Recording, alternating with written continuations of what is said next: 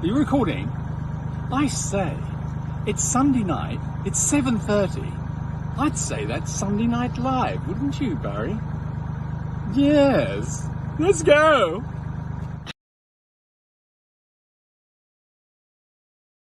God blimey, Mary Poppins! It's time for the Sunday Night Live! Well, hey, let's go!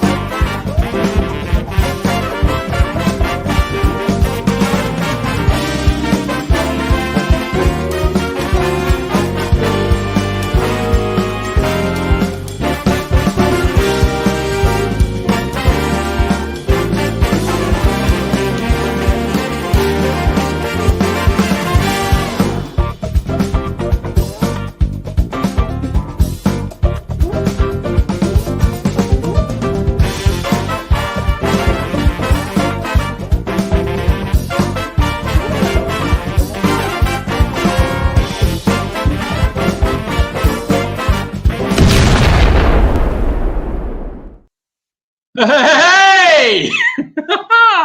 Hello, everybody. How are you? Okay, right. Hold on a minute. Hold on. Right. I'm flying solo at the minute, so anything could happen. Rachel's just finishing off walking the dogs and getting them fed. Hold on, let's get your comments up so I can actually interact with you so I know what's going on. While that opener was running around, no, the opener wasn't running around. While that opener was playing, I was in the kitchen going as fast as I can to make myself a cup of tea, because last time I didn't get a chance to have a cup of tea. I know Rachel's going to be a little while. So I managed to do it. It's a little bit milky and a little bit cold. It's all good. How are we all? Anyway, how is everybody? Right, I'm going to have a little look at the comments. Let's have a look. And okay. Now, are there any intelligent comments? That's the most important thing, because quite frankly, over the past few weeks, I'm sorry to say that the level of intelligence in the comments has been quite lowbrow. I'm not mentioning any names, but I feel that we can do better.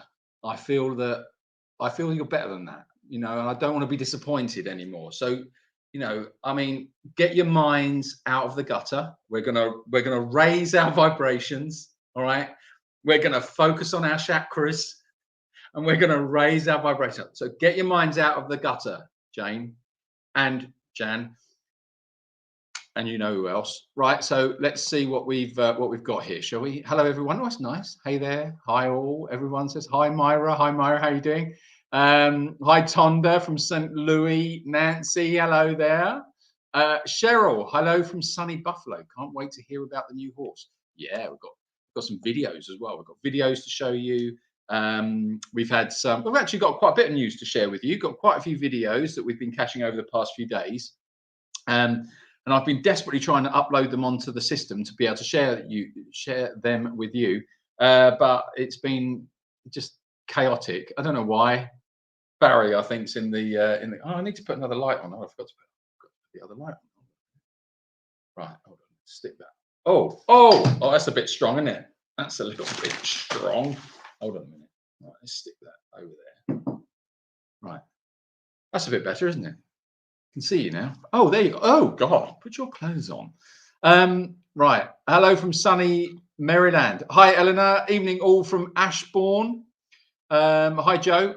Hit the like button, everyone. Yes, please. Would you mind terribly hitting that like button, or tickling it, slapping it? All the usual stuff. Excuse me a minute while I take a slurp. That's better. God, nothing like a cup of tea. I do love a cup of tea. Do you know what I mean? Sort of puts everything right, doesn't it? Hey, Jan, says Pa Ryan. Annie, did I miss one? I think I probably did. Hi, everyone, says Jan. Oh, it was Jan. Oh, Jan, I missed your comment. God Darn it. Watcher from London. Hiya, Annie. How you doing? How's London town? Good old London town.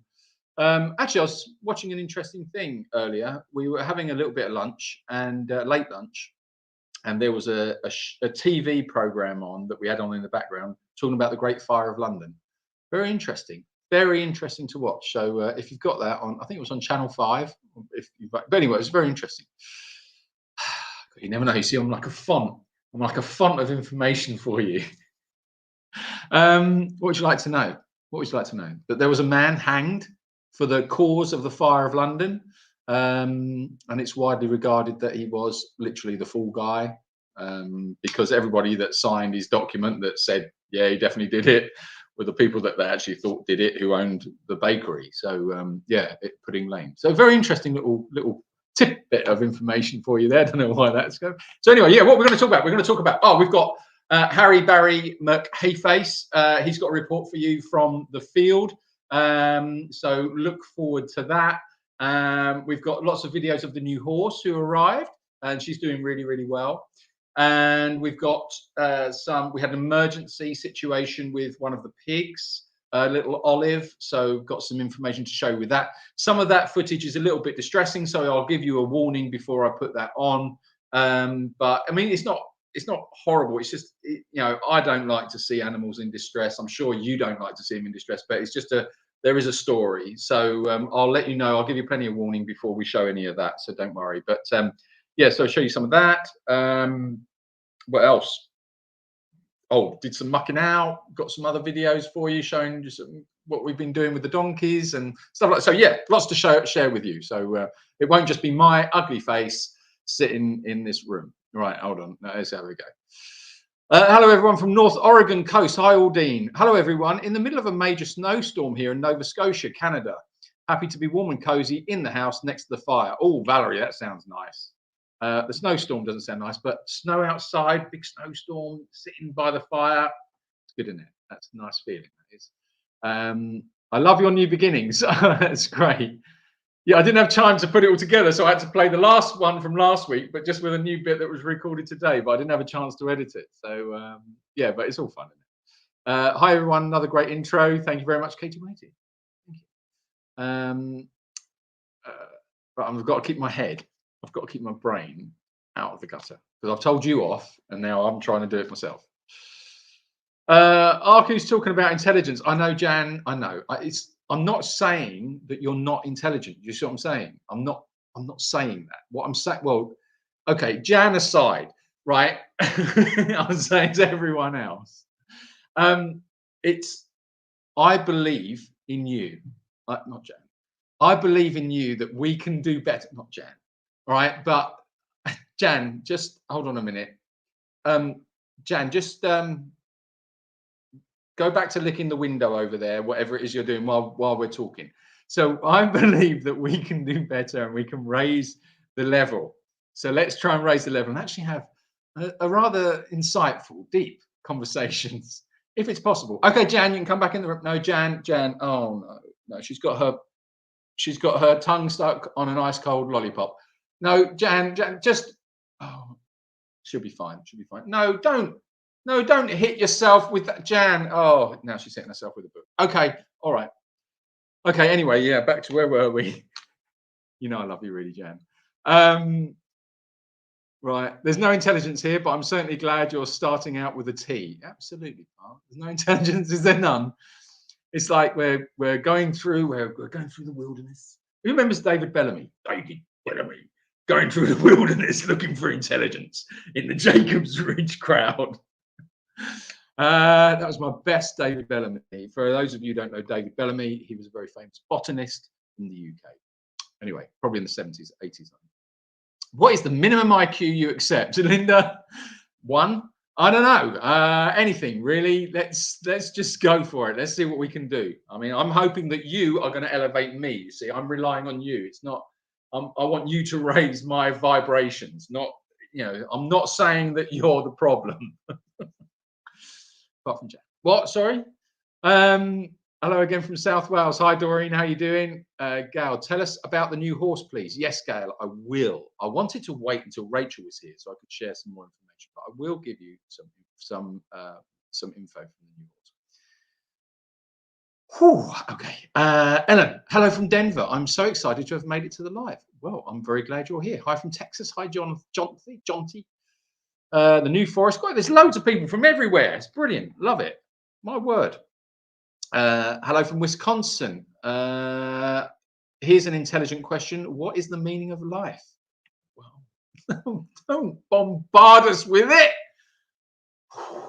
Let's start small. Baby steps, okay? Baby steps. Come on, Jennifer. Let's. Right, Jan.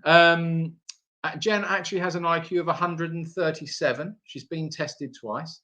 It just shows intelligence means nothing. Well, wow. Wow. Okay, that's good. I don't doubt it, Jan, for a second. You wouldn't listen. You've got to be intelligent to be on here, haven't you? Let's face it. With all the other rubbish that's out there, you've gravitated towards us, towards Jacob's Ridge Live. That in itself is a mark of high intelligence, I would say. Myself, just saying. Where are we? Julian is a font, usually Comic Sans. Thank you, Jan. That's brilliant. Lovely. Thank you. Yes. Hi there, Slippy. Hi, Slippy. Hello, Lively from very windy Bournemouth. Hello, Mikey, Mike, Maria, Mike. How are you doing? Lovely. Right, hold on. Let's get going here. Right. Okay. Jan's talking about her IQ again. All right, Jan, we got it. All right. Perhaps that was probably my fault. Right. Okay. So let's tell you, right? Because I won't want to wait here for too long for a Rach because it could be a while. Oh, actually, I can give you. We've got Rach Cam. Would you like to see Rach Cam? Here we go. Hold on. Here she is. Rachel, can you hear us? I can hear you. The camera. Oh, hello. Oh, bye then. You're on the live. Hi. Hello. You can't. What can you see? Can you see the comments or anything or not? Yeah. You have to come closer to the camera so people can see your face. Well, it's very dark in this area. I know. There you go. Julian, we can see you. Yeah. You left the door open and Django started eating all the cat biscuits. So, sorry, I don't know what happened there. We lost Rachel. I don't know what happened. We'll come back. We'll come back to Rachel later when we get to the right. I don't know what she's talking about. Right. Okay. Right. Has the fencing for the inside of the big fence started yet? No, Tonda, it hasn't started yet. We'll get there. It's been crazy. What I've been doing today, talking of fencing, is rebuilding fencing that the horses decided to destroy. But not, I say horses, that's unfair. A certain new horse decided to destroy some fencing. So yeah. So what can I tell you? Let me show you. What have I got to show you? Let me show you this video. Hold on. Hold on. Right. I'm going to show you when Woody met Malawenya, which is her name. So we introduced Woody to Malawenya just to see how they'd get on today. And this is their meeting. So have a look at this. He says, go. You saved me. Okay. What do you think of Woody? He's pretty, isn't he?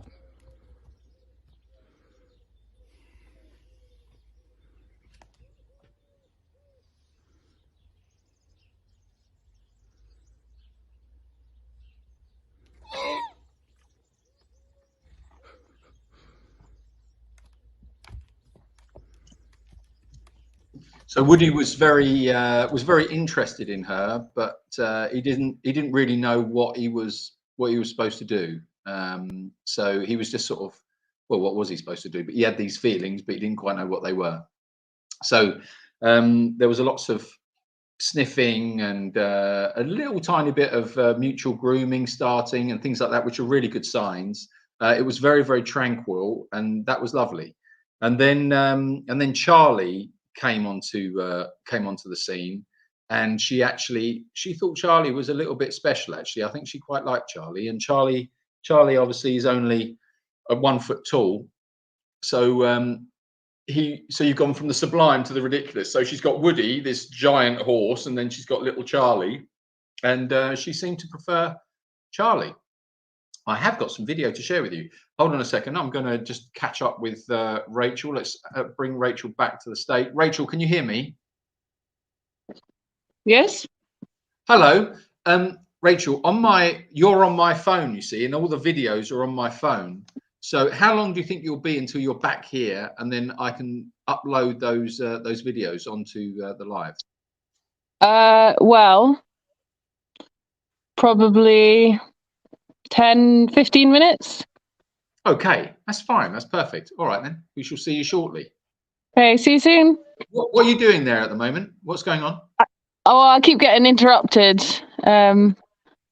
So I am cleaning a cat litter tray. Can I move this, or is it going to lose connection? You can try. Just don't move it around too much. Okay. Well, I have to finish putting Timo to bed because it's probably too dark to see anything. No, we can see. We can see. He's still on his wheels, so I need to get him out his wheels and get his bed in there and everything, and put him to bed. And I've got some washing up to do, and I think that'll be it, pretty much. Okay. All right. Thank you very much. Okay. We'll see you shortly. See you soon. Bye. Bye. So, yeah, there was what else about what I'm just trying to see what other videos I've got to show you.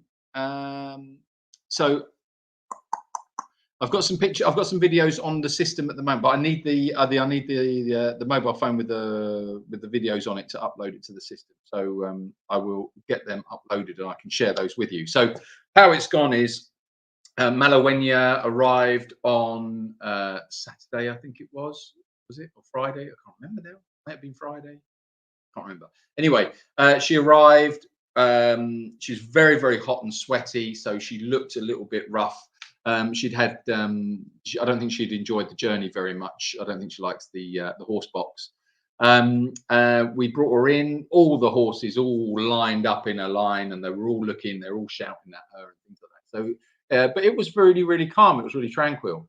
So we left her for a couple of days. She's settled in, she spent a couple of nights, it's all been fine, no problems. She's eating, she's settling down, and so she's in a paddock that is quite close to the existing where all the main horses are. So they're in there. And today we looked and we thought, okay, now it might be a good idea that we introduce a friend. So we picked somebody that was sort of like middle of the herd. And see if we could get a bond. And we thought either Jacob or Woody. And then we thought, well, because of Woody and his recent loss of his mum, we thought it might be a nice idea. You never know. It might help Woody and it might help her. So we brought Woody in, and you can see how it went. It went really well. They were really gentle with each other. They seemed to like each other. That was all good.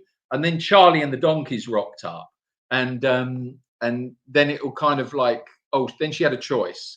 So she really liked Dottie. She spent a lot of time touching noses with Dottie, and then she spent a lot of time talking to Charlie. And meanwhile, Woody is sort of like hanging around, trying to like get her attention, having a little nibble on her shoulder, nibbling on her legs, saying, hello, I'm still here.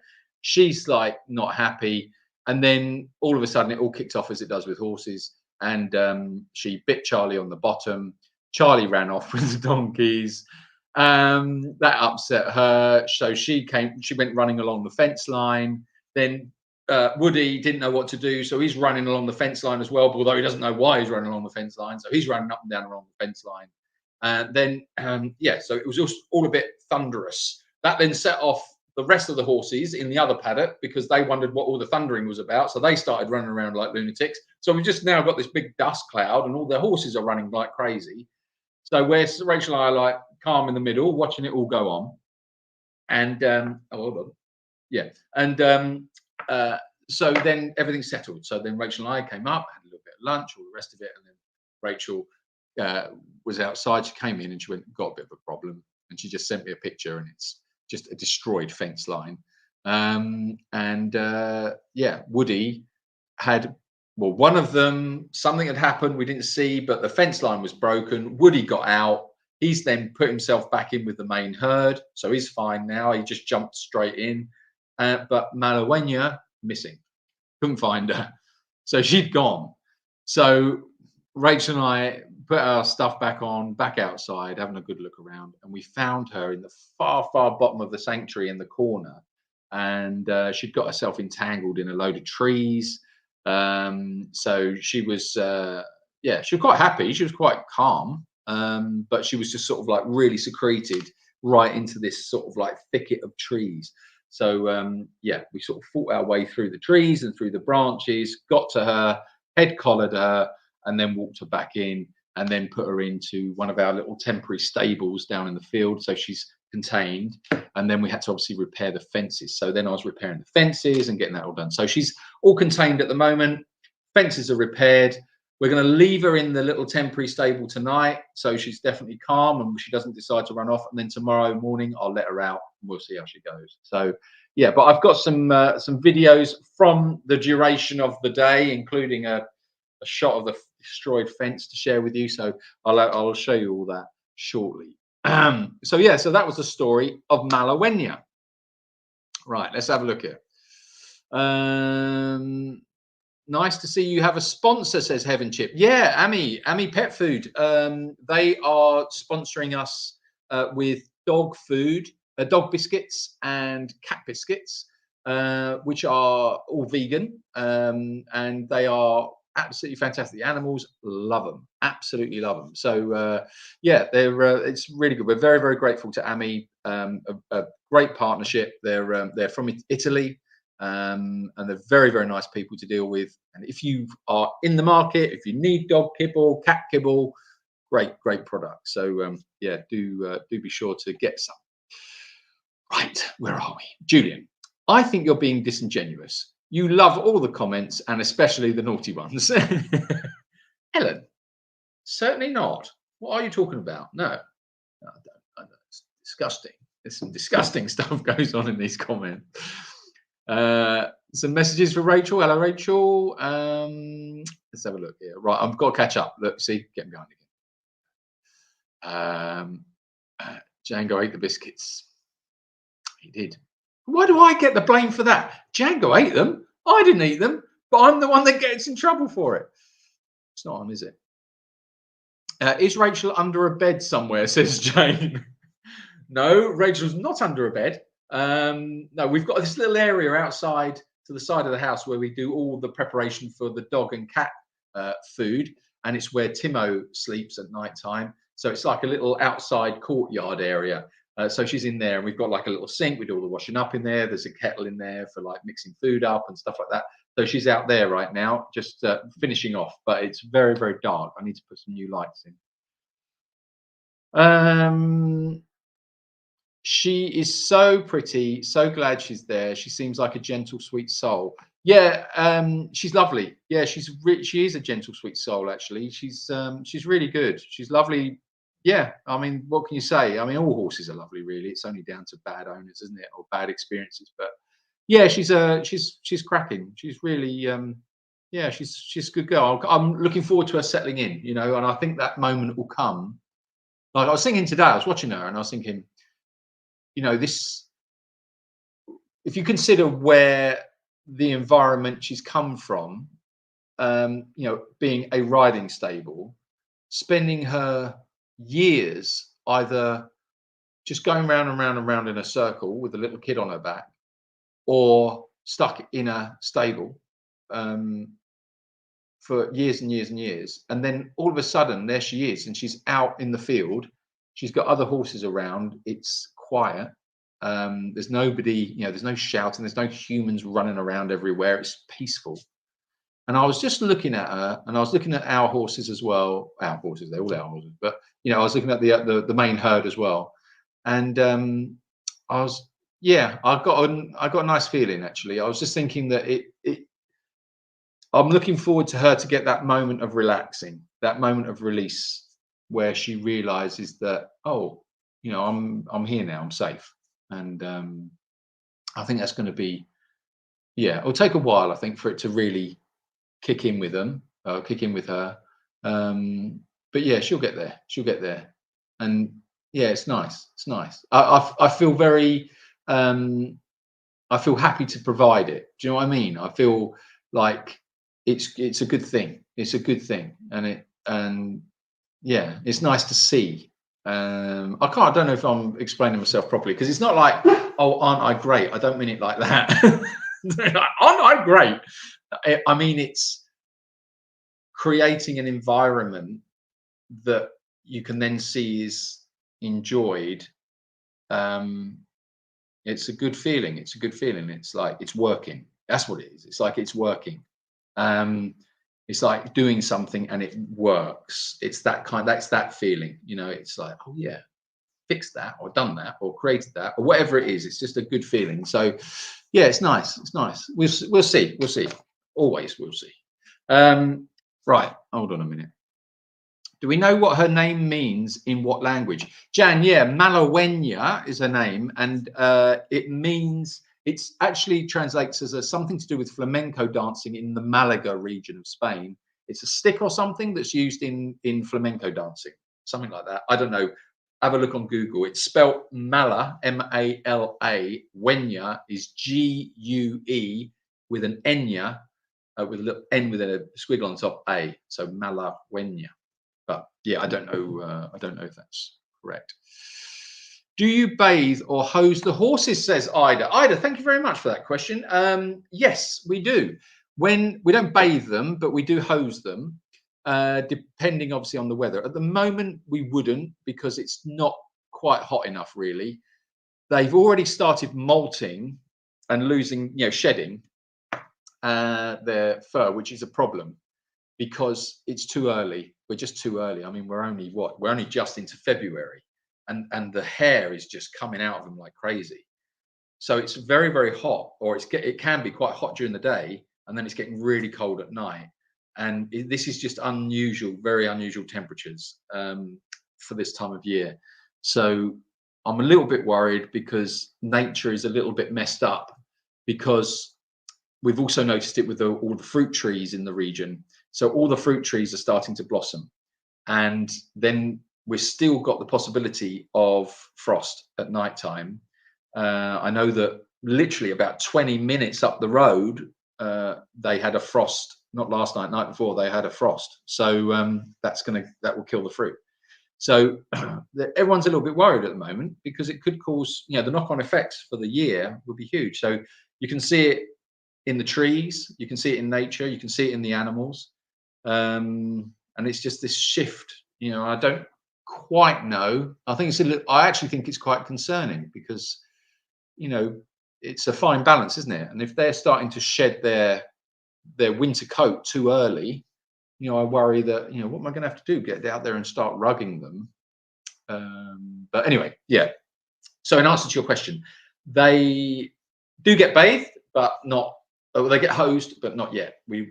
In the summer months, we hose them all down, and they love it. Some of them don't love it, but Misty does. Misty likes to hold on to the hose and flick it around, and she actually flicks water over everybody. There's a video actually on YouTube of Misty doing that, which is quite funny.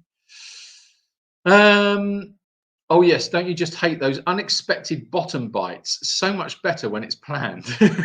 Well, Jan, absolutely. Now, Jan, mind out of the gutter, please. Bottom bites are, I mean, it's a communication, isn't it? It's a form of communication. I think it's a form of communication that all humans should now adopt. I don't think it should be exclusively used by horses and donkeys. I think we should bite people's bottoms. Myself, if someone's upsetting you and you want them to go away, bite their bum. Why not? I don't mean that. That'd be horrible, wouldn't it? Can you imagine? That would actually be really horrible. Well, it depends whose mum it is, I suppose. Sounds like the school disco when I was at school. Oh, wow. Okay. The school discos. Wow. Now you're talking. They were legendary. The stuff of legends. School discos. Wow. Oh, dear. Right. Let's have a look here. So who did bite Charlie's bottom? It was Malawinia.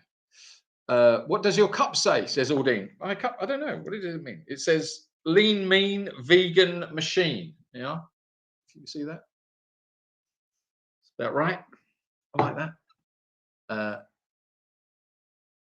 Right, hold on a minute. I know Charlie bit his brother's finger. Only fair somebody bites his bum. Okay. Oh, there's the thing about that. Did you see him? He was on, you know, the guy. There was two little brothers, wasn't there? They were like, "How old is that meme?" or something like that video, and they're both grown up now or something. Right, hold on a minute. Right, hold on. Let's carry on. Carry on. Little Miracle. Guessing Malagro equals miracle. Malagueño, Little Miracle. I don't know, Liz, but I like it. I like your guess there. I like your reasoning. Right, Marie, what have I lost here? What have I missed here? Hi, all. Hi, how's everyone? Feeling a bit down. My dog died on Friday night from a stroke. You guys are just what I need. Oh, Marie, I'm so sorry to hear that. That's very, very sad. And yeah, we will send you our love. And that's really, really quite sad news, isn't it? How old was your dog? And what was her or his name? Let us know. Very, very sad when you lose one, and yeah, it's just rips your heart out. So we're sending you lots of love, but hopefully we can put a smile on your face a little bit, and it helps a bit. But yeah, it takes a while. But yeah, I'm sorry to hear that. Lots of messages. Sorry for your loss, Marie. Where are we? Nick Williams, evening all. Thank you very much, Nick, for your super chat. That's very kind of you. Thank you. Lots of messages to you, Marie. Everyone's sending you their love. I'm sure you can see that yourself anyway. Don't need me to shout it out. I thought Kind Sweet Soul was for Rachel, says Diane. Yeah, no, come on. That's Rachel. What? Did you hear what she accused me of? Hold on a minute. Let's see if is she, what's going on? Nothing. She's not there. I can see her, Timo. Can you see? Oh, there she is. We're watching you. You're back on live. Hi. Okay, she's gone. Where are we? Hit the like button, everybody. Yes, please. Do hit the like button. Please, please, please. Right. Okay. So hold on a minute. Hold on a minute. In Catalonia, it was 22 degrees today. Madness. Wow. Right. The seasons and weather patterns are just crazy. The last few years scares the confetti out of me regarding crops, etc. Yeah, this is the problem, isn't it? It is a big issue, and I don't know where it's going to go really, because it has a knock-on effect, and it's going to happen. It's going to affect us very, very quickly, I feel, because everything is, with crops, with certainly around here, it's a major part of the community. It's all, everything around us, around the sanctuary, is all little fruit farms. Now, if those fruit farms, if the seasons start getting really messed up, you're going to see a massive impact on local economy for sure. I mean, huge. So, I suppose the thing will be, diversification, looking at different crops, what will grow, what can they grow. What worries me, I've noticed there's a bit of a trend of plastic coverings going up, which I hate. I don't like that. I don't think that is the answer. I think that affects the environment even worse, especially when you look at what happened in Valencia, where they just built so many of these plastic coverings. I think it's actually, caused quite a environmental catastrophe. But yeah, I think that's what we're going to be looking at, is like, well, what can we grow, what does grow, and it's all going to affect. But there's going to be this period of change, but we're going to have to learn pretty quick. I think we're going to have to learn these things like as it's happening. We're going to have to be very, very adaptable to our changing environment, which I think is, it is scary, but I think humans we're very resourceful. I mean, I know we cause a lot of damage, but we're very resourceful. I think we'll find a way. I hope we do anyway. I really hope we do. Jan, stop licking the windows. Good. I don't hold out much hope. How did Jacob's Ridge get started? When will Pedro be back? Love from GA USA. First time to catch you all live, y'all. Love y'all. And thank you very much. It's a long story about Jacob's Ridge getting started. I think there is a video on it. I won't go into it now because it is quite a long, convoluted story. But I will. How do I tell you what is it? Basically, in a nutshell, really, really quickly. It started by accident, really. It started from the rescue of 8 starving horses. Although the sanctuary kind of did exist before then because we had pigs, we had a horse, and actually we had 2 horses. We had a little donkey. It was Jacob, it was Maurice, and Steve, not Steve, Nero. And then basically, as we rescued more animals and these horses came along, we had to come up with something to feed them. We didn't know how to feed them because they were so expensive. We were going bankrupt so quick. I mean, we were feeding the horses before we were feeding ourselves, and yeah, it was just, you know, we were on a trajectory very, very fast of hitting the floor. So it was a question of being, well, like we were just talking about just now, about being adaptable, you know, finding a way, and not being resilient, or rather being resilient, and yeah, not just giving up. So that's where Jacob's Ridge came from. It was just from a desire to take responsibility for what we had in our hands, and to look at it with open eyes and see what we can do. Can we share it? Can we get it out there? Can we, when I say share it, I mean share the environment. So we started volunteering, getting volunteers in, sharing the environment with them. And then it just started to, I would say snowball, but controlled snowball. It's very, very easy. Once you've got it under control, it's very easy to for a sanctuary to start to spiral. Just take, because you can just keep rescuing and rescuing and rescuing, but you've got to just take the responsibility of the animals that are within that sanctuary to start with. Make sure that they are catered for and that they're okay, that you can provide everything that you're supposed to. And then you start to build on that, and then you start to look at different ways in which you can expand it, or get, you know, always with the view of rescuing more animals. And that's what the journey has been for these past God knows how many years. You know, we've just been slowly, incrementally changing it up, always making sure that we're providing better all the time, better, improving. Everything that comes in goes straight into the sanctuary, make it better and better and better. And that's what we're aiming for. So yeah, that's how it kind of started, from that kind of mindset, really. And it's not stopping, because the more you go, the more the sanctuary sort of like grows, the community that supports it grows, the responsibilities grow as well. So you're just like looking at different ways. You know, how can we rescue more animals? Let's ask that question. How do we rescue more animals? You know, I don't want to stop at, I don't know, 200 animals. I don't want to stop at 500 animals. I don't want to stop at 1,000 animals. I want to rescue as many animals as we possibly can. How do we do that? So that's what is constantly on my mind, is how do we get a further reach from Jacob's Ridge? How do we make Jacob's Ridge? How do we build on this foundation? And that's what I'm always, and Rachel and I are always sort of talking about, is how do we get the reach? A lot of it's through financial things. So you can say, well, you can affect change through financial support of existing sanctuaries. That's certainly one way, and that's something that we've done over the past. Since 2017, we've been operating the Animal Sanctuary Lottery, and we've been supporting other sanctuaries around the world. And we've been doing what we can there, not in any big way, but in any little way we can. So we've been doing that. We've been helping sanctuaries, you know, with information, with knowledge and things like that, and contacts or whatever it might be. But it's like, okay, yeah, that's one way. It's all about leverage, isn't it? It's how do you gain leverage on the information and the knowledge that you've already got? How do we expand that? Because ultimately, you know, there's Malauenia out there who's just been rescued this weekend, which is lovely. But for Malauenia, there are thousands of horses out there that are not as lucky as Malawenya, or as lucky as the herd that are out there, or all the horses or all the other animals across all the other sanctuaries around the world. So we want to kind of affect change. And how do we do that? You know, it's like, can we use this as a platform to affect political change in the way in that laws and rights are given to the different animals and how they're treated? So yeah, it's such a massive subject, really. How does it get started?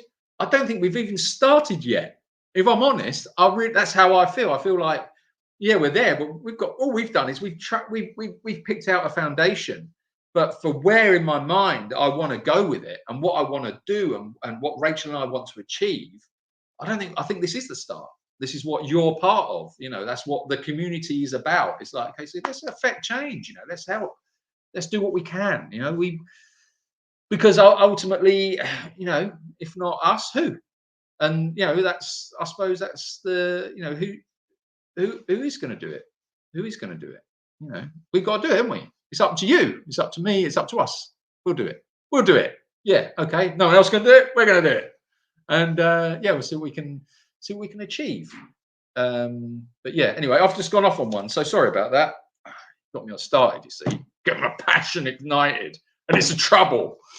Right, we've got reports from Harry McHayface coming, so do stick around for Harry McHayface reports. They are coming soon.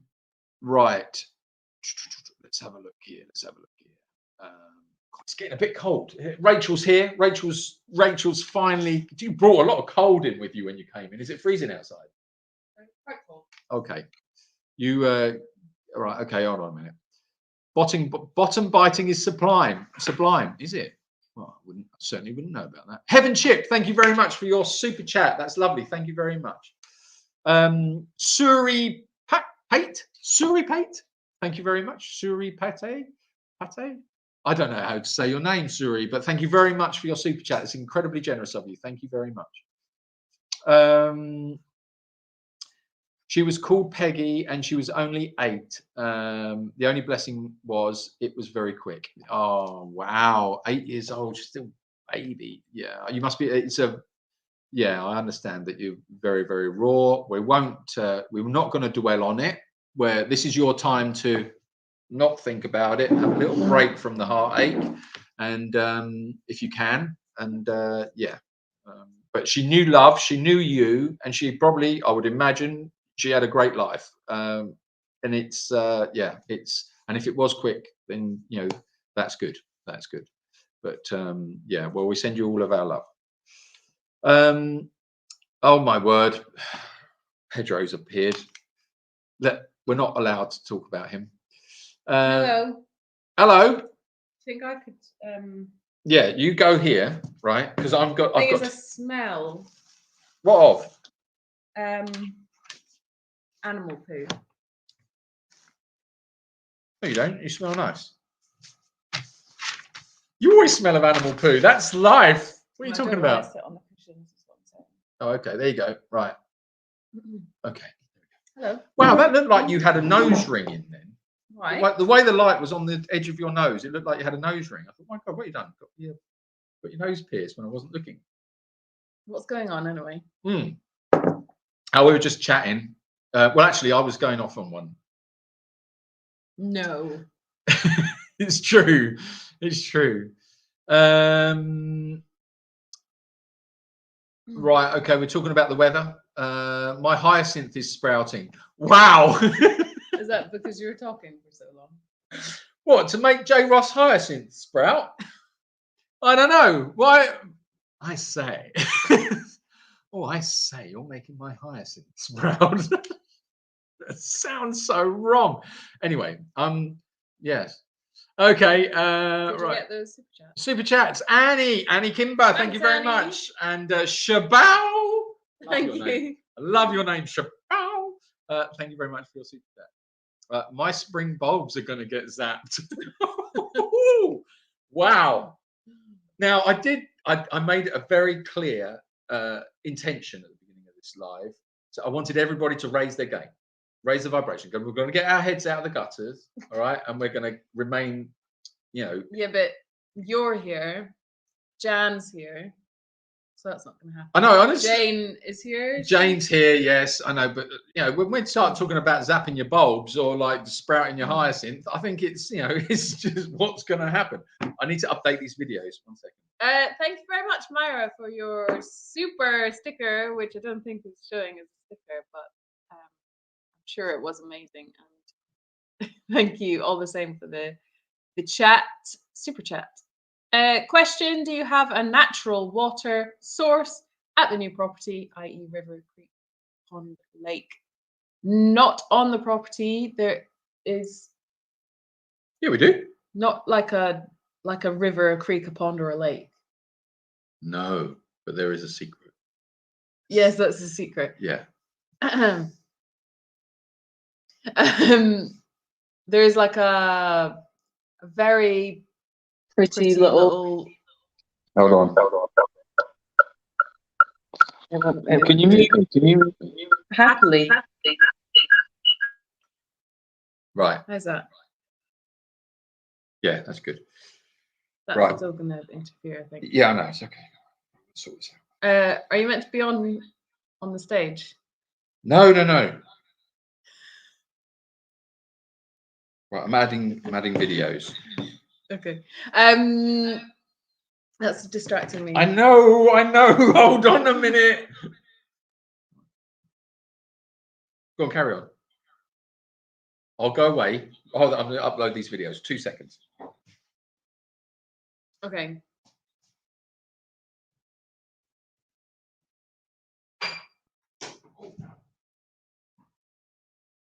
Are you gone?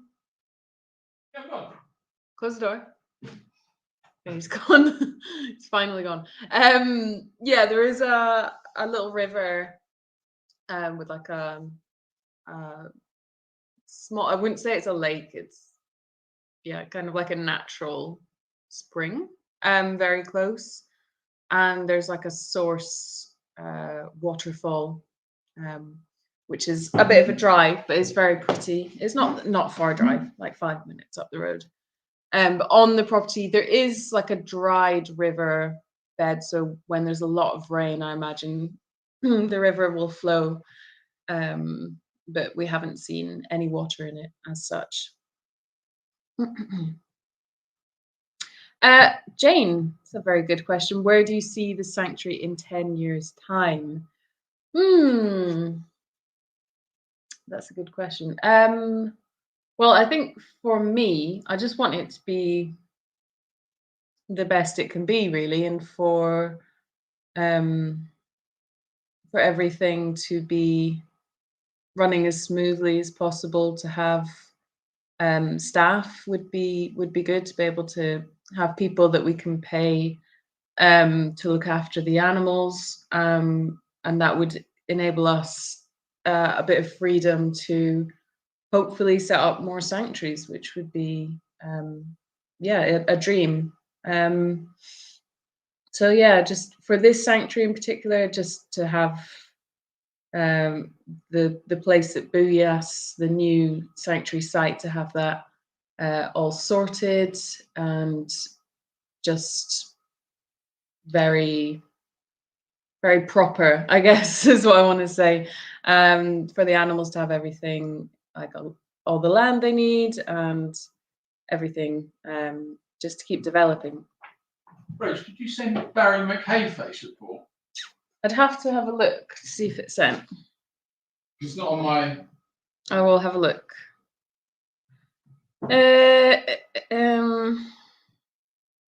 Have you found a manager yet?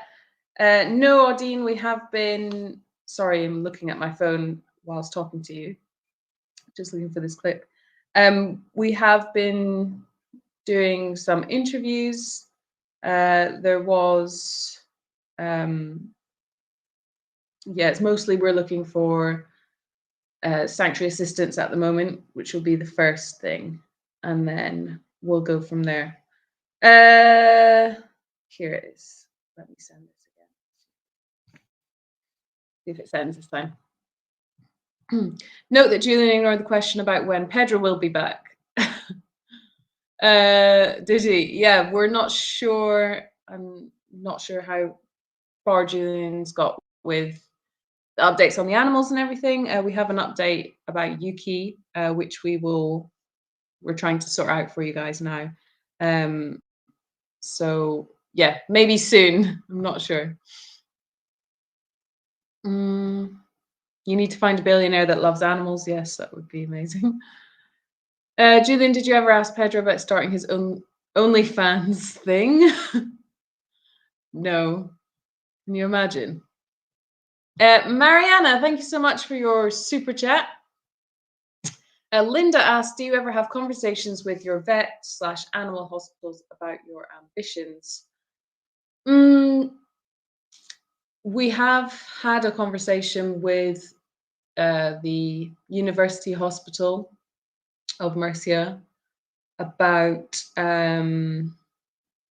we would like to offer a chance for their students to basically learn more about equine behavior, because they have a very short lesson, I think like a half-an-hour class or something on equine behavior, and we were told by one of the students that it's pretty inadequate. So it is something we have discussed and something we would like to be able to offer in the future, in the near future, hopefully. So yeah, a little bit. Obviously, there is a slight language barrier, so it is hard to really get across those types of conversations sometimes. Hello. Oh, he's me. Hello. I didn't know I was live. You can't unmute your guest because they chose to mute themselves. Okay.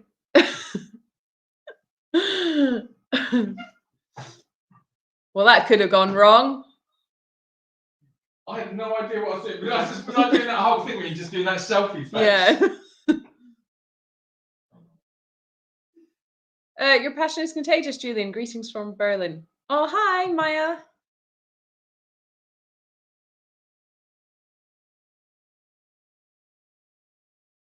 Mute myself. There you go. What are you doing? I'm trying to sort out. Hold on. Nancy, thank you so much for your super chat. Like you, I want to save all the animals. People tell me I can't, but I'm trying. Love what you do. Oh, yeah. Well, that's all we can do, isn't it? Is just do what we can do, and if we all do a little bit, then we can all have a big impact. So, yeah, I think we can all do our part. Hi, Dean. Hi, Eleanor. You always smell of animal poo. Perfume takes rich poo. Yeah, we've been mucking out today, so it just sort of, especially the donkey, when you muck out the donkeys, it always just like clings to your clothes and your hair, and it's not nice. Tonda, thank you so much for your super chat. For the love of animals, love and hugs from St. Louis, Missouri. Oh, thank you. And Anne, thank you very much for your super chat as well. What can we do? Okay, here's a good question here. What can we do to make sure Julie and Rachel have a proper place to live at the new sanctuary? From the little info I've heard, it sounds like some improvement is needed. Well, Ellen, thank you for your question.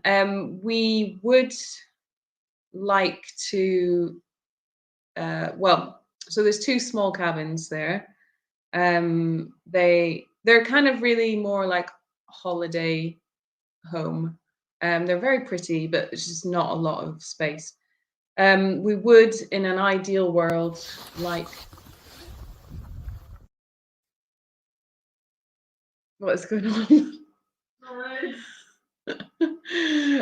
We would like to build something bigger on the same footprint, but that is obviously, it's a load of money, which we don't have for that purpose at all, and a whole load of licensing, which we're not sure we want to go down that avenue. So yeah, it's still something we're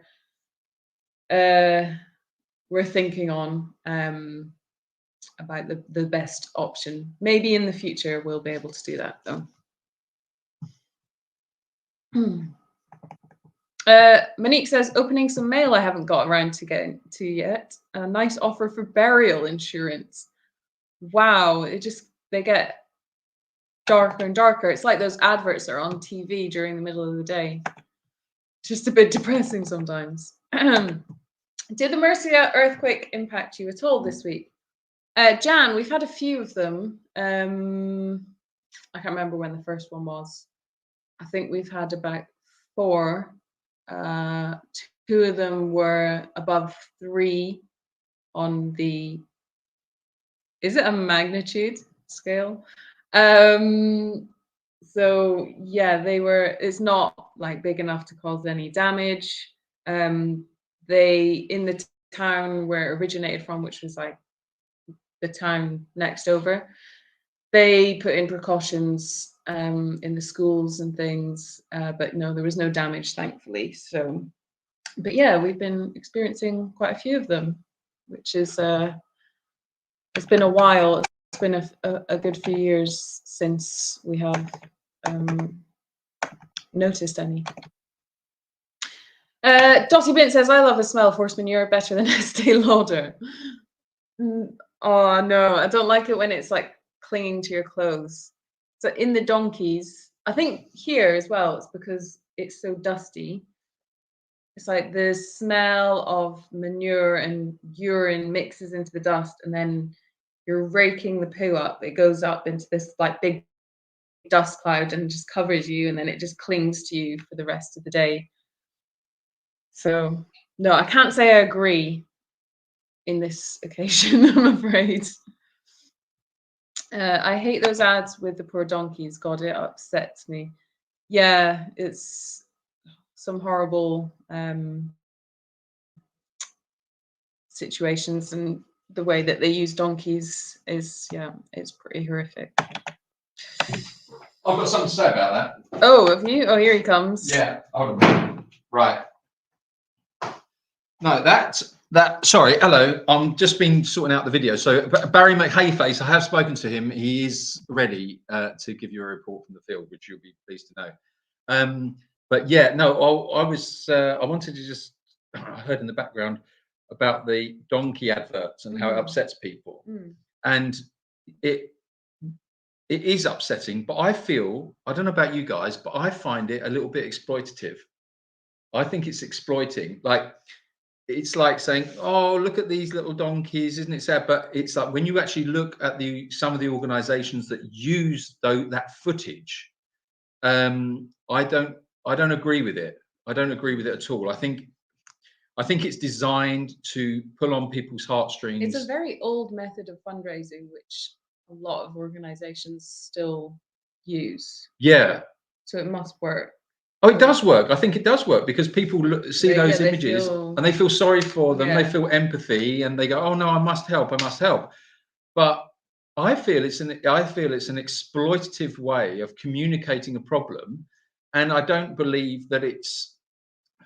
I don't think. Well, I just don't think it's right. I personally think that if you keep pushing this narrative, and you keep pushing those images, what does it actually tell us as a community? Because we become desensitized to it. So the more desensitized we become to it, then you're only really affecting those that are empathetic to the plight of those poor souls that you see on these adverts. So it's like it's clear marketing purely to those people that are going to have an empathetic reaction. Is it actually doing anything to change? Is it actually bringing about any change? And I don't know. I just feel it's somehow wrong. I don't know if it's the right word to say it's wrong. I don't like it. I don't agree with it. And I think that it, as you say, it's outdated. I don't think it actually, they could do other things, show it in a different way. I think it's better to be more positive. I think and showing like the work that they're doing. Show me the work you're it's doing. always like, oh, here's a sad animal or a sad baby or whatever, and sad music and yeah. I mean, I suppose that's what engages people to put their hand in their pocket to support a particular cause. But I don't like it. I don't like it at all, because I just think as well, it's like as a group, as a community of people, we're bombarded with these images, and we know they're there. We know these things are happening, and it's like, you know, we know they're there. Let's move on. Let's move on to like finding the solutions, shall we? Let's push forward. And that's how I feel about it. Anyway, that was my 2 pennies worth. That was the 2 pennies worth. You can have £5 worth if you like. £5. Hold on a minute. Go on. Anne thinks you have a great voice. Do an audiobook. Anne, I say, an audiobook just for you, Anne. Yeah, I want to do one, actually. I do want to do one. I've got some ideas. I'll let you know as they Materialize. develop. Are there volcanoes near you? No. Yes, there is. You said Gran Canaria, no? no. You said there was one. There was a big one in. Oh yeah. Yeah, you found that one out. Yeah, I think there are, but I don't think they're active. I don't know, to be honest. Do you know what I did today? No. I banged my leg again. Well, maybe you shouldn't do that. I know, and it's really hurting. Do you need something? That'll be fine. If somebody watching was thinking of starting a sanctuary, what advice would you give? I would say, Jane, my first advice is always don't do it. No, it's if you're thinking of starting a sanctuary, get in contact and I'll talk you through it. But be prepared, because once you cross that threshold, there's no going back. And it's a massive, massive commitment, huge responsibility. What's your plan? You know, there's just think about it, and don't set yourself up to fail. If you're setting up a sanctuary or you want to set up an animal sanctuary, then do not set yourself up to fail. And like we had a few years ago, there was a lady that came and did a little bit of work for us here. And I'm not going to say who it was. I'm not going to say anything like that, but I'm just going to tell you the situation. So I'm going back quite a few years now, a number of years. She was great. She was good. She came and worked here and she volunteered with us and it was all good. And then she decided, I'm going to set up my own sanctuary. So, but she didn't tell us. She just said, I'm going to set up my own sanctuary. So she set up a website, which was great. And she contacted all of our supporters, which was okay. And then she used the photographs of our animals, which was a little bit strange, and started fundraising immediately. So started fundraising with images from our sanctuary to our supporters that we've built up over many, many years and a lot of hard work to set up a sanctuary. And I felt personally that was the wrong way of doing it, because she was setting herself up to fail. If she'd spoken to me, and this is the problem with, I think, competition amongst sanctuaries, which is rife, unfortunately. I don't like that aspect of it. And I try not to play that guy, just concentrate on what we're doing and that's it. But in that instance, that particular instance, I did reach out to her and I said, look, you know, I don't want you using images from our sanctuary for you to fundraise for a sanctuary that doesn't even exist yet. You're raising money for funds to do something that doesn't exist yet. And I don't think that's very fair, because sanctuaries, all sanctuaries, as majority of sanctuaries that I know, you know, it's a struggle every day. And the struggle is real in this moment right now, because we're not fundraising for the future. or fundraising for whatever. You know, you've got a living thing, an organism of animals that you've got to support, and you've got to get them through, and you've got to, you know, work out how you're going to do it. And it's pressure, and you have to work hard to do that. You know, it is hard work. It is hard work, and it is, you know, it's 24/7. You never stop. And yeah, so if you want to start up a sanctuary, I'm all for that. Go for it, but let's talk. You know, if you want, you know, not that we know everything, of course we don't, but we have got, you know, quite a bit of experience with it, and we might be able to tell you some things that can help you. We might be able to avoid some pitfalls or just make you think in a different way. But it's a massive commitment, and Also, don't yeah. do it in Spain. Yeah, there is that. Unless you as well. love paperwork. If you really love Spanish. paperwork, yeah, and loads of frustration, yeah, it's a great place. Come over.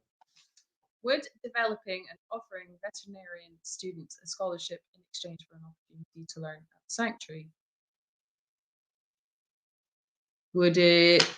Would developing and offering veterinarian students a scholarship in exchange for an opportunity to learn at the sanctuary? Well, did you speak about the Murcia University?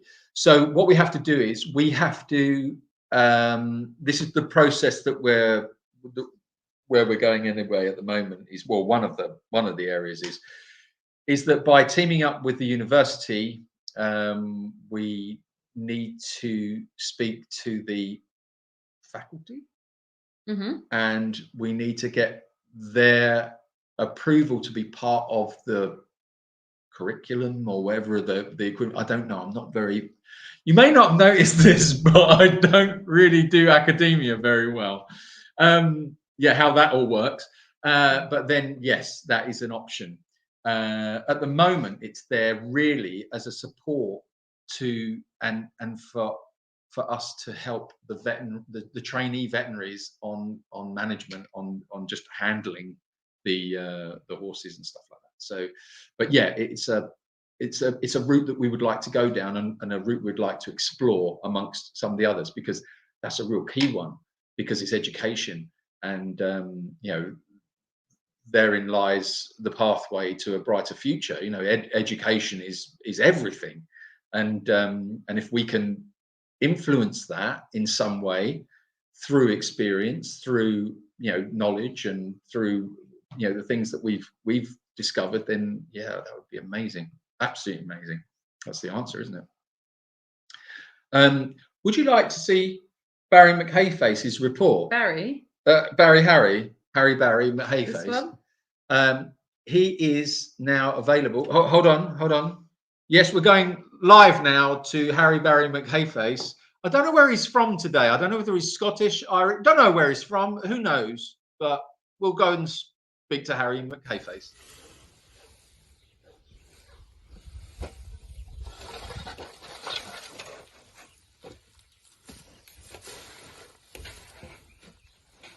Hello, mate. Thank you. Back in the studio. This is Barry McHayface, reporting live from Yuki. Yuki, have you got anything to say to the people?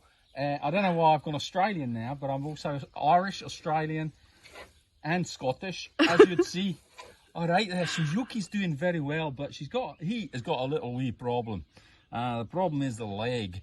The leg's a little bit twisted, but as you can see here.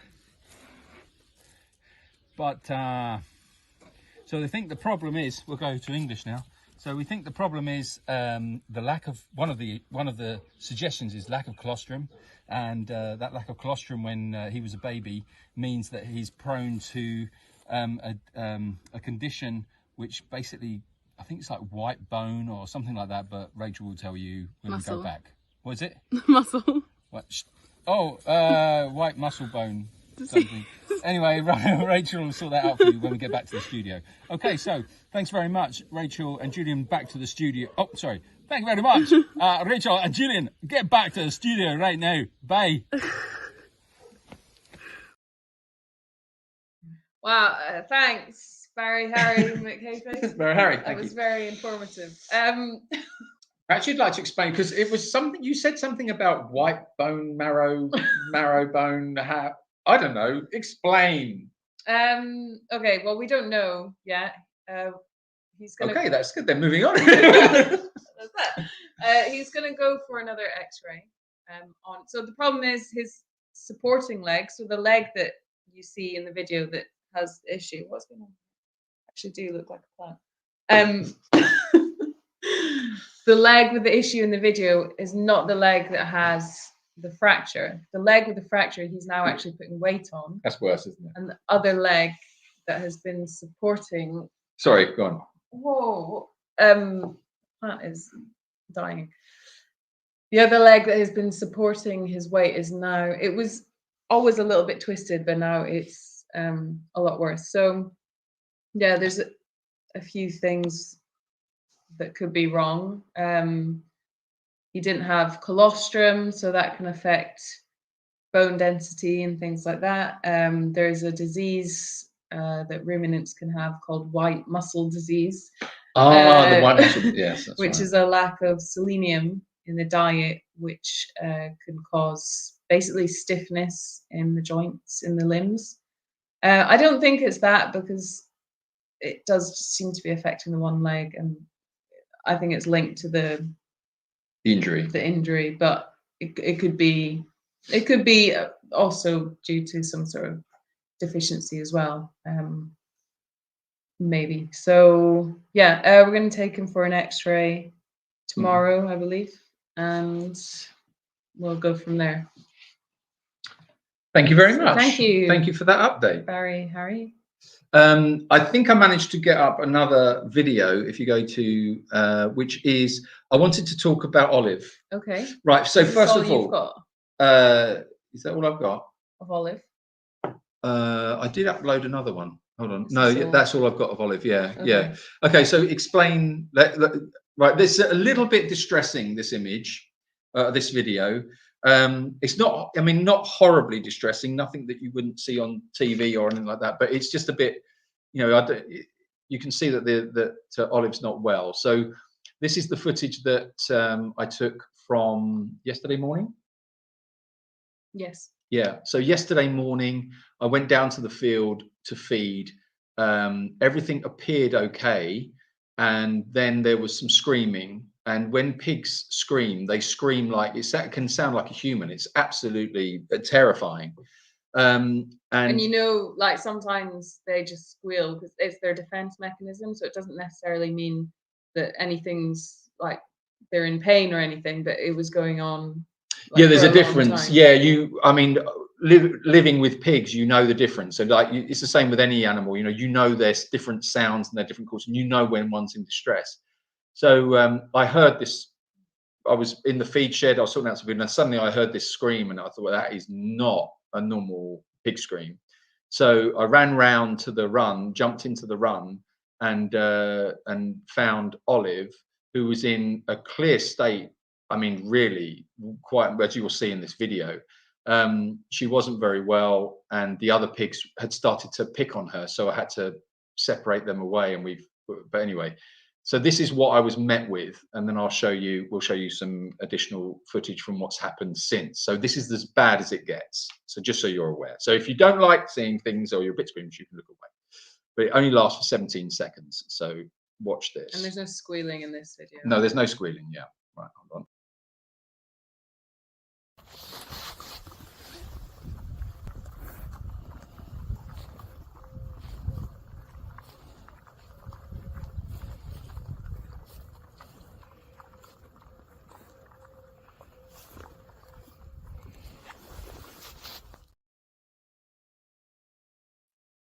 So yeah, you couldn't. I don't know if you could see or not, but the what's unsettling in the video is that she's really disorientated. So she could only move backwards.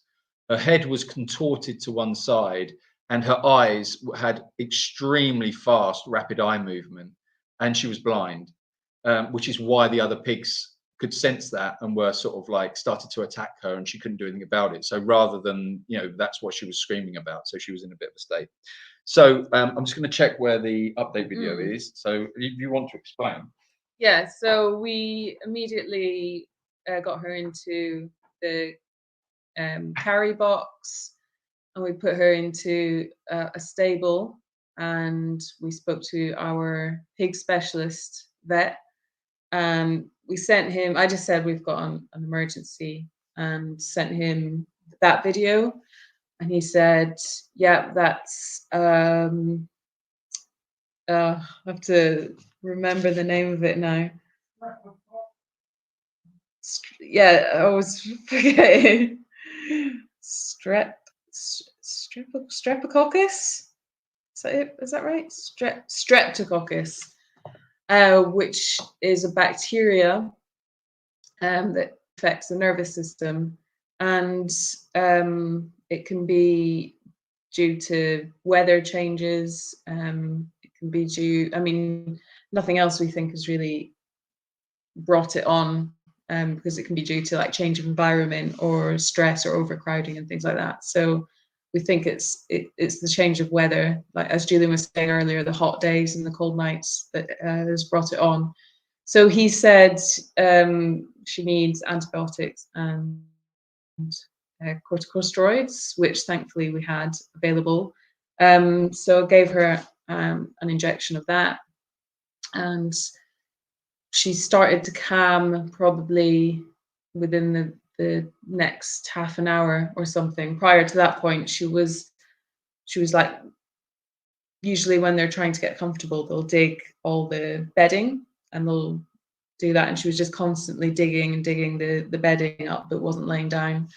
So after the medication, she finally settled and she was able to lay down. And then later on in the evening, so this was last night, she was eating, and the eye movements had slowed down, and she started to look a lot better, and she seems to be continuing to improve today. So yeah, she needs the treatment for 5 to 7 days, and then hopefully she'll be back to normal. It's a very good sign that she's eating. If she wasn't eating, then we would be worried. But yeah, she seems to be on the road to recovery, thankfully. So, how are you doing with the video? Yeah, it's an error in upload. Okay, so we have a video to share with you of her looking a bit better, which will be coming to you soon. Right, where were we?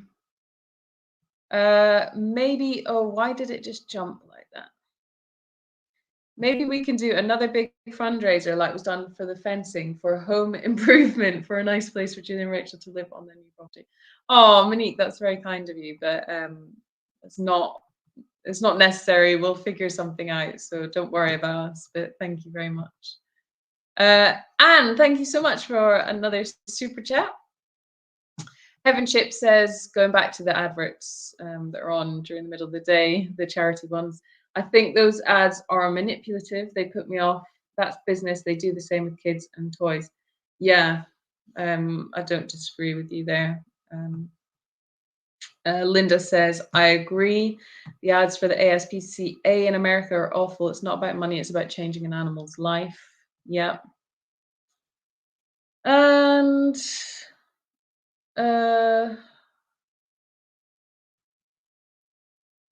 it becomes another type of exploitative circus. Sad that they do that, prey on others.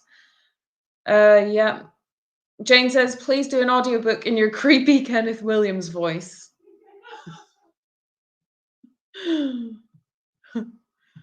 Not sure about that one, Jane. Do you two write a book about your journey? Would be so interesting. Well, thank you, Adine. We try sometimes. Yeah, it's definitely something that we're interested in doing. No. No? Oh no, it's being stupid. It's not working. Yes, it's being stupid, Jan, not me. Before you start, did you manage to get the ice cold lollipop off your tongue, Jan? Did you manage, or is it still stuck on there? Is it? All right. Okay. Well, don't worry. It will come off eventually. Just sit quietly. I just got this image of Jan just sitting there with a lolly stuck to her tongue. Sorry. When I'm cold. Are you cold? Yeah, it's cold. So what you say? What are you doing? I'm getting this. No, you can't put that on. No, Oh. because you smell. Oh, Okay. When I see a setup video of an animal rescue, I do two things. First, I report the video. Second, I text that person to tell them they need to be the one that makes the difference. Stop, and then you got cut off, I think. yeah, that's very true. Yeah, manipulative. That's the word. Why didn't you see? This is why I'm so grateful for you guys, because I asked you to raise the bar, to raise the vibration. Yeah, but then Heaven Chip says, "Well done, Julian. You said organism properly with your dirty mind." yeah, that's it. Yes. Oh, but I do love a good organism. I say, Are all an organism. volunteer positions filled? Oh, filled positions. Can you tell us? Oh no, stop it. Right, okay. I'm gonna put this on. Go on. Volunteer with us, jacobsridge.com. No, basically. We've got a few to go through. There's a few applications. We've been incredibly busy this week. This is the issue. It's like you need the volunteers or the team to free you up to do the admin stuff. So at the moment, Rachel and I, we've got our we've introduced a thing now that we call Task of the Week. And so we've got this little whiteboard in our little room here, and we've got Task of the Week, and that might be admin related. It might be something to do with, you know, to do in the field or something like that, but it will be a task of the week, because when you look at the task list, and this is just down to, I think it's not just Sanctuary wide, I think it's the same for any business, and especially if you're a small business or you're an owner operator, you can easily become overwhelmed with all of the tasks you've got to do. And there are certain jobs that we have to do no matter what, which obviously is all animal related. So that's priority number one. You know, they've got to be fed, they've got to be watered, they've got to be cleaned. Then you've got, you know, medication. They've got to go to the vets. You know, so there's this big list at the top of the chunk, if you like, of the priority list, and that's it. That's all there.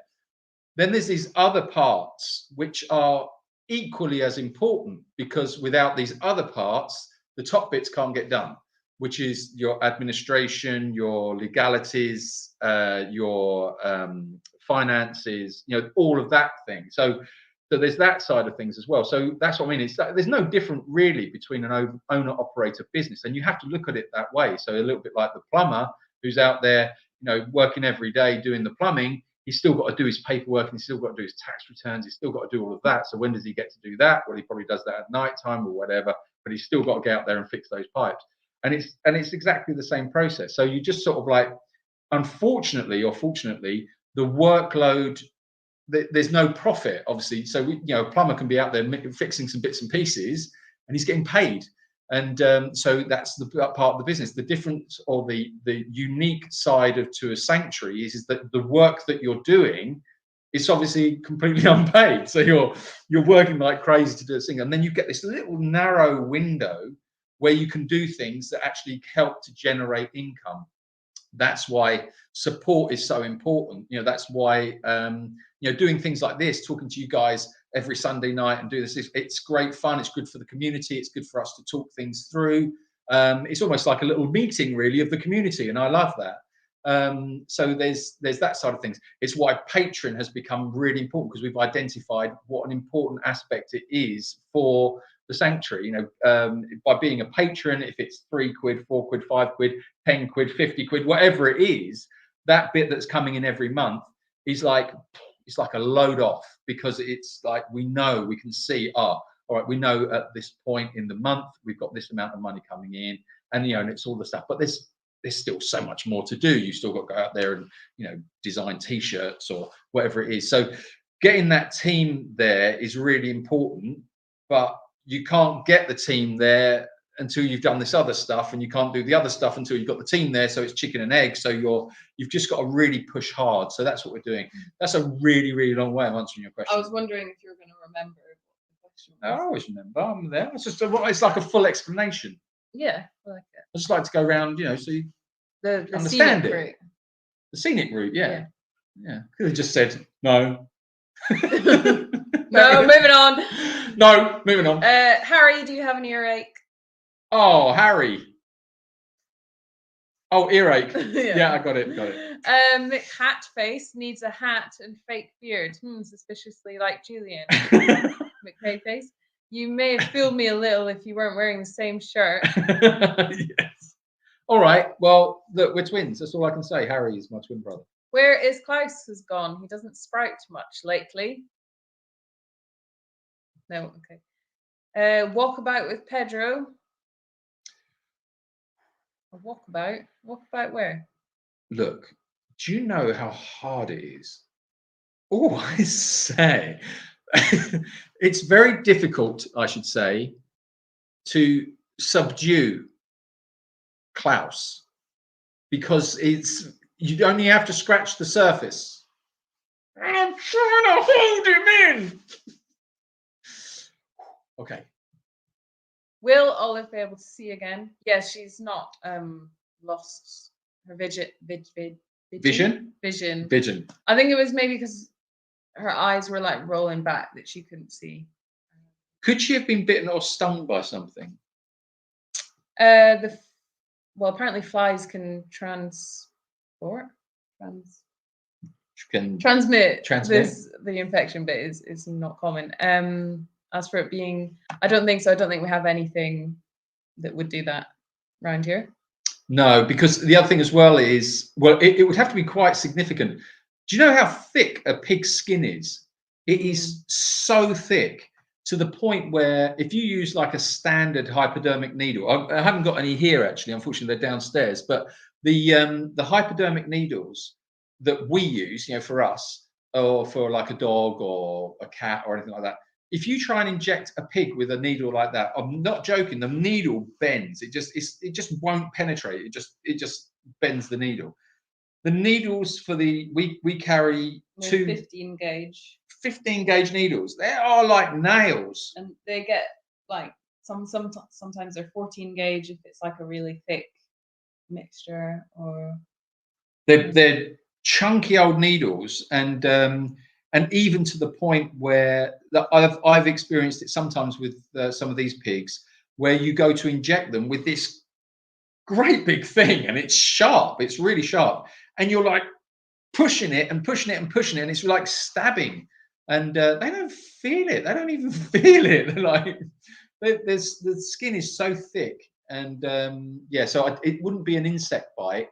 It would have to be something quite major, I think. Maybe like the ear a snake. skin is very thin. Yeah, that's true. Yeah, there are aspects. Yeah. But no, because the medicine worked like pretty much. Yeah, instantaneous. Yeah, it was very quickly. Yeah, it's true. But good suggestion. I like it. I like your thinking. Monique, to help with little Yuki's vet bill. Thank you very much. Monique. Thank you, Monique. That's very kind We've of you. also got Barney to the vet tomorrow for teeth cleaning, and a leishmania blood test analysis. Yeah, to see he's got it, but to see how he's doing. Did you give an update on Little Sirius? No. Oh. Anne, thank you for your super chat towards your vet bills. Thanks for what you do. Thank you very much, Anne. Yeah. So we also had eyebrows. Have you got a video? No, but it was just to say, where is, just so we know who we're talking about, where is, there's a Sirius on here somewhere. Excuse me. Oh my word, are you going to sleep? Am I losing you? Hold on. Where is he? Where are they? They're serious. There's Sirius. With Rach. Sirius with Rach. Here we go.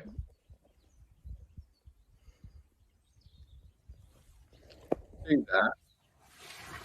So Sirius has got, obviously he's got the leash disease, and it's getting quite significant, and it's actually quite bad. So he is now suffering from arthritis in his joints, brought on by the by the leash. So he's struggling now. He's got, you can see when he's walking and when he's running around, you can see he's in a bit of pain. So he's got to go on another series of treatments, but that series of treatment that he's got to go on, he's already been on it once, and it's not a particularly nice series of treatment. It's about 40 injections that he's got to have. I'm personally, I don't want to do it, because it's having to inject a dog for 40 injections, one every day. Not 40 every day, but an injection every day. It's not nice for them, and it's not a nice thing to do. I don't know. We're in a bit of a, well, you're not. Are you? Do you think we should do it?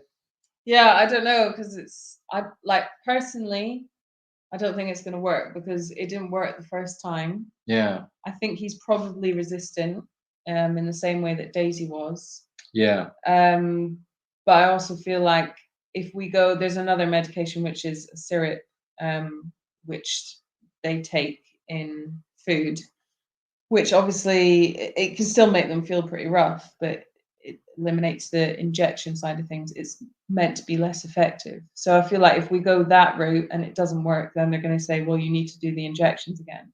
Yeah. If we go the injections and that doesn't work, then we'll go to the syrup.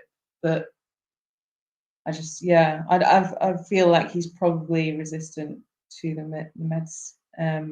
Well, he's got Labrador in him, and Labradors are particularly susceptible, because I think they're just soft dogs, aren't they? They're just soft, and So eyebrows needs the treatment as well. Yeah.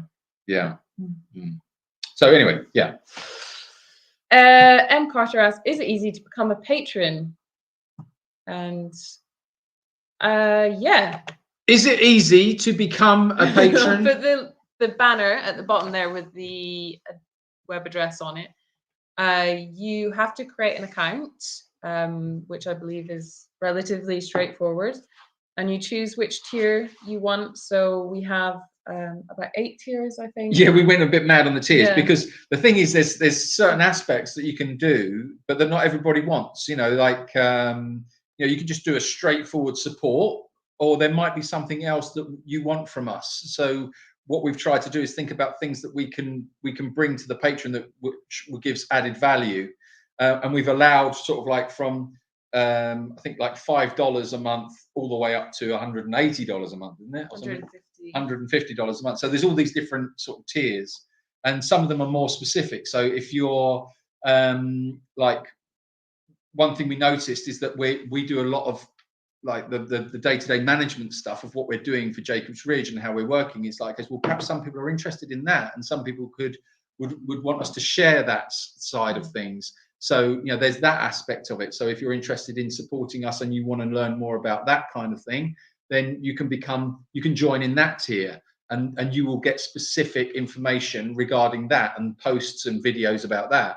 If you're into your vegan cooking, or just into cooking in general, then there's a tier on there where Rachel will share every month recipes, tips, stuff like that, and videos about some of the food that we're cooking and stuff like that, because Rachel's food's amazing.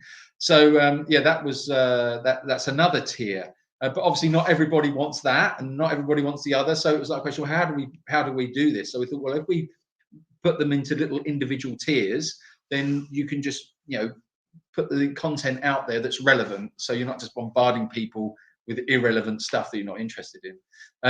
There's another one on there from Rachel's perspective as a behaviorist for horses,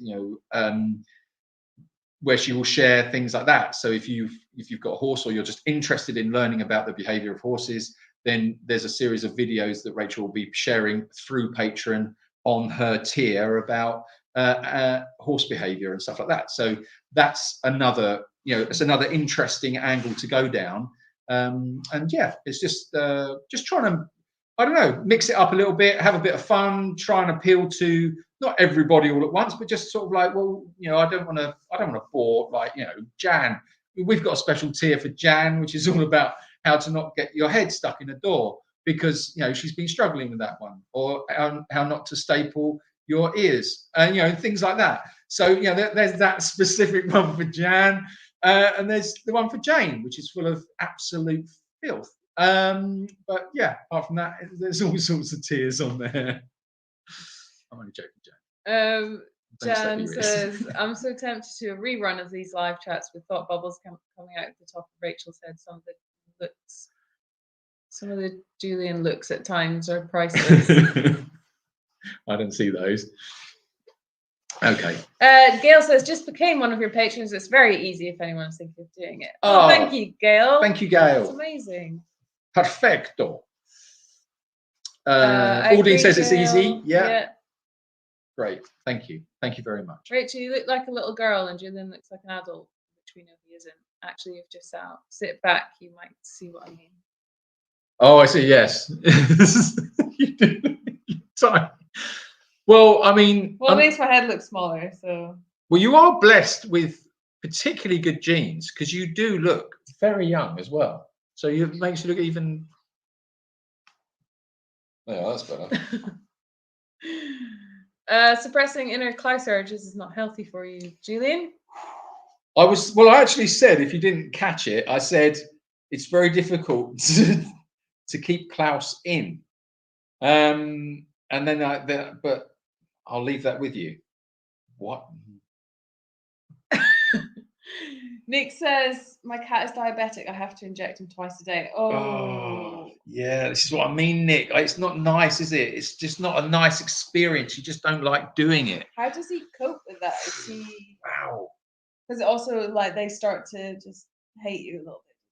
Well, yeah, and you've got to pick different places, haven't you? So you've got to have a map of where you inject, and you go down through your points. But I hate it. I just hate it, and it's the look on their face when they know what's coming, and they just think, I just don't want to do this to you. And like the heavier the animal, the more they need, and then they get like the fluid underneath. Yes, yeah, serious. Like, he blows up with the fluid. Yeah, and you have to massage him, and then he just gets sore.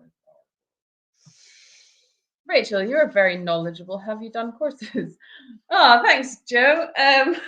I have done an equine behavior course. Other than that, no, I've just learned a lot from vets.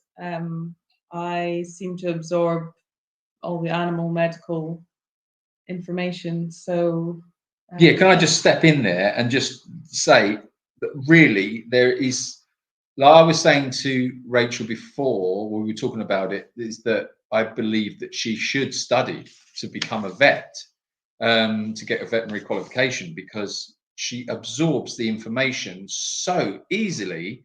She hears it once and it goes straight in. She knows exactly what it's just brilliant. And when you have the vets here and you discuss the problems with the different animals, and you're talking to the vets about the different medications, and you're even pulling them up. I've heard the vets say, oh, you should try this medication, and you've said, yeah, but hold on a minute, doesn't that cause that, and then that has an effect on that? And they say, oh yeah, you're right. And I think, you're amazing. Well, just last week I went into the vets to get a prescription for Barney because they need to be on antibiotics for a week before they have their teeth cleaned. And I was like, right, I need the antibiotics, I need a prescription. She was like, okay. And she was like, when do you want the I'll put you in an appointment for 3 days time or something. I was like, well, they need the antibiotics for a week. She was like, oh yeah, you're right. It's a bit worrying sometimes. Yeah. But no, you're absolutely right. It's a knowledge that I think you've just gleaned from every interaction with the vets and caring for the animals and understanding them, and it's tremendous. It's very, very, very conscientious, and you have a great.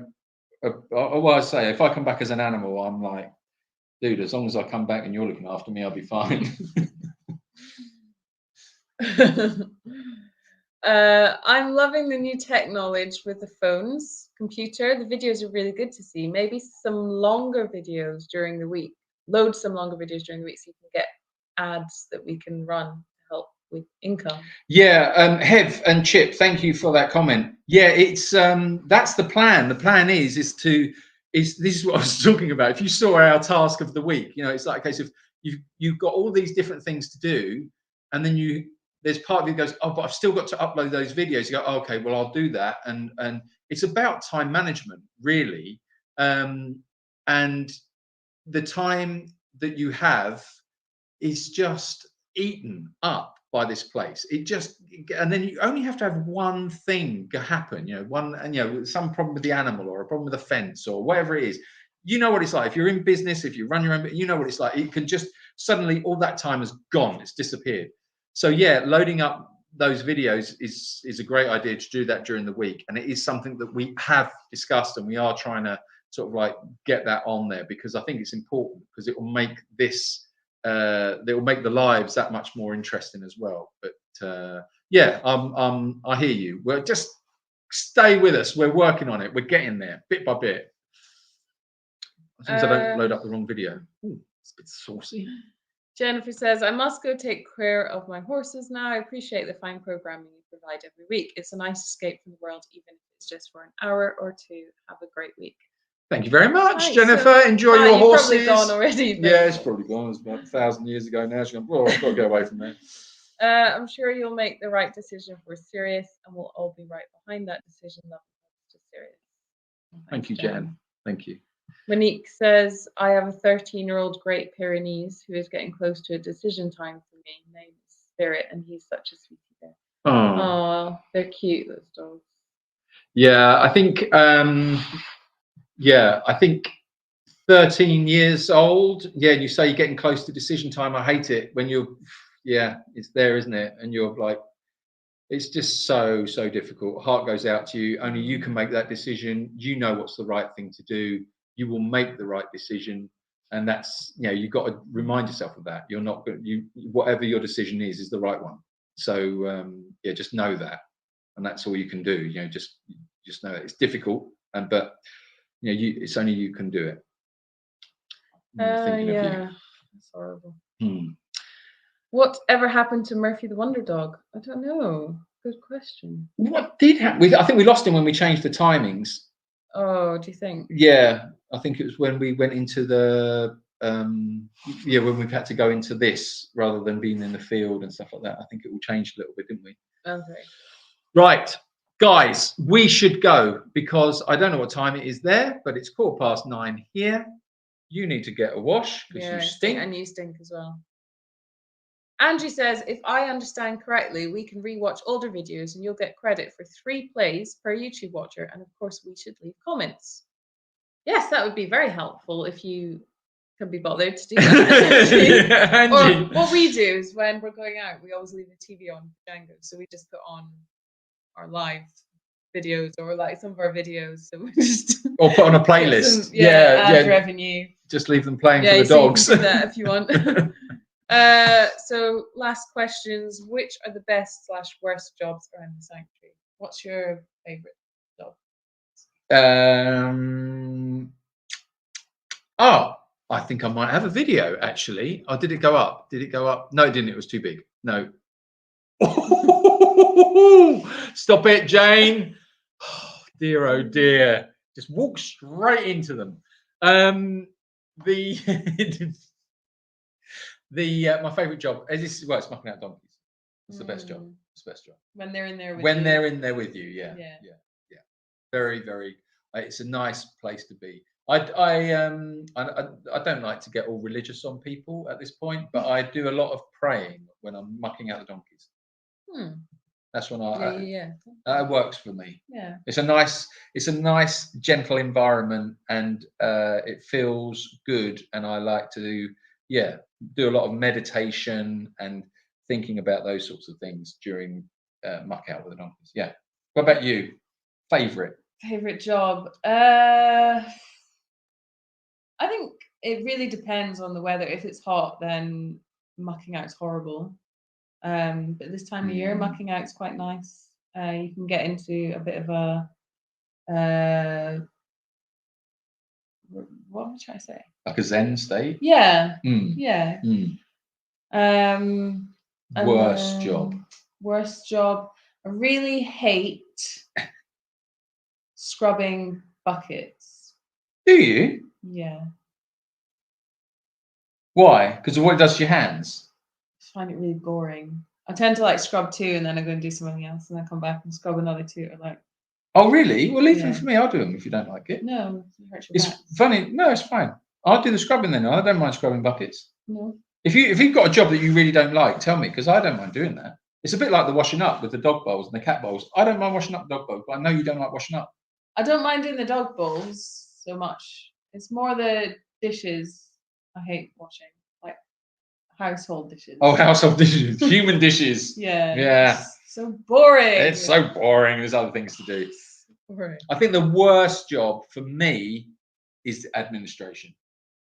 It's the licensing, it's the permissions, Yeah. it's all of that. Yeah, it's more your job. I cannot stay in that zone for too long because I just You get stressed. so stressed. So I have to say, okay, I've got to do this particular aspect for the administration or for licensing or whatever rubbish you've got to do. And I look at it and I go, okay, Get a 20 cup of minutes, tea. cup of tea. I'm going to do this for 20 minutes and then I'm going to put it down and I'm going to walk away. And then by the time I've sort of worked through it and blown my brain out, I have a cup of tea and then it's like, I don't want to look at that again. And I'll go to bed 2 days later. Mm. It's the worst job. It's horrible. Oh, I hate it so much. Mm. It's bad for the human spirit. Yeah. It is. It is. Or anything administration. It's like, whatever hell, no, I'm going to get on one. It's like bloody self-assessment tax returns. Oh no, don't get started. No, on but that. but why? Why? Why are we doing the job? It's like it used to be that the tax man did that job. Now we're doing the job for the tax man. It's like, aren't we busy enough? What the hell? Why have I got to do your pay me to do your bloody tax? Oh, you know what I mean? Okay. There you go, Jane. Will the fencing for paddocks be ones that cannot be broken? Yes, you're damn right. Yes, sorry, I'm going. My language is all that talk about my frustrations. And yeah, that's the whole point. So the like for instance, the fencing at the new site, we were originally looking at lower level fencing, but then when we thought about it, we've gone for 2-meter high fencing to stop the horses from putting their heads over the top of the fences and leaning through them, and therefore bending or breaking the fencing. So that's why we went for the perimeter fence of 2 meters. That's purely because of the horses. So for the actual enclosures or for the holding areas where the horses will be, now they will be rock solid. They're going to be post and rail with electric running around the inside. So you literally have this sort of like layer of electric tape going around the inside of post and rail. So there's no way they'll be getting out of there for sure. What's for dinner? I don't know yet. I need to go and figure that out. Okay. How much are we on Super Chats? Super Chats. How are we getting on? Start. Okay, are you ready? Yeah, go on. Oh, hold on, I've got to add up. I thought you'd do it in your head. Okay, I'll try and do it in my head. 10. 10. 10. 30. 10. 30. 100. 130. 10. 140. 10. 150, Ted. 20. 170. 20. 190. 50. Oh my God. 240. 20. 260. 2. 262. 2. 264. 20. 284. 30. 200 and I've forgotten what the last one was. 84. Oh, what was that? 30. So what's that? 314. Wow. Is that right? I don't know. know. I completely lost count of what numbers I was on. Roughly. Around about 300, 340. So thank you very, very, Amazing. very much. Thank you. Thank you. You guys Everyone. are great. Get Steve Ronnie to do the tax returns. Ah, wouldn't that be so good? Hey, these are the things that we are excited for AI for, because they'll be able to do our tax returns for us. AI will do everything for us. It's going to be so great. Where's Freddie? Where is Freddie when you need him? He's at work, actually. I've got a picture of. Would you like to see a picture of him? I've got a picture of him. I'm going to show you. Show them a picture of I'm going to show you a picture because I saw my daughter went to go and pick him up from his work, and she sent me a picture, and it's so cute. Hold on a minute. I'm showing you pictures of my Look kids. at my child. Look at my child. It's so interesting. When I go, oh my god. Oh, there he is. Look. Hold on. Hold on. You There he can't is. see him. I know, What is but that? I can see him, and I know what he is. He's a blob. He's not a blob. Don't see that. Right, there he is. He's at work, and he's just waiting to be picked up. And he's look. Hold on. Can you see him? Oh, there he is. He's just waiting to be picked up from work. So cute. So yeah, he's working. He's working really hard. That was about 11 o'clock at night. He's working very, very hard. Very, very proud of him. I'm proud of both of my kids. So they're both. I don't see them a lot because they're both busy. They're both working. So hopefully I'll see them soon. And yeah, that's enough of that. Okay, and Jane says, please do your posh voice to finish. Well, I say, do your pot to finish. What the hell are you doing, Jane? Disgusting. Well, thank you so much. Absolutely. I say good night, all. Have a lovely evening. It's been absolutely wonderful having you. And I'd love to have you again next week if it's all possible. I say. We'll see you next week, and we'll definitely get some videos pre-loaded this time. So, preloaded. Okay, And then- end stream. We'll see you later, guys. Bye. Love you. Bye. We should have an outro.